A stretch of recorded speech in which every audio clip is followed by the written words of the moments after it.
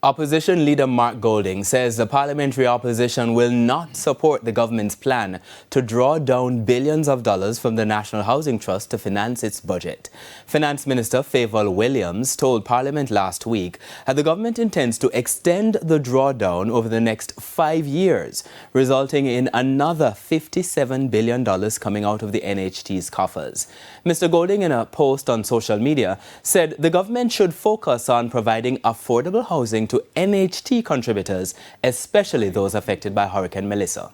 Resources as an agency set up for dealing with situations to do with housing, put it into the general part of the budget where it was spent on wages and salaries and what have you. So we don't support this, and I certainly am very disappointed that they are coming with it.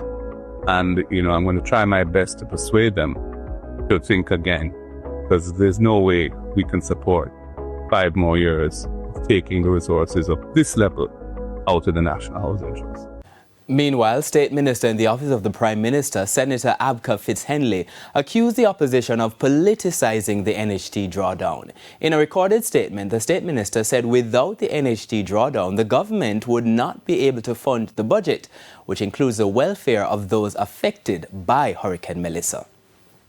Golding understands that if the drawdowns from the NHT are suspended at this time, that would mean a major deficit in the budget, one, or would attract additional new taxes. Therefore, his attempt to use the demands of a crisis, a natural disaster, to score political points is unfortunate.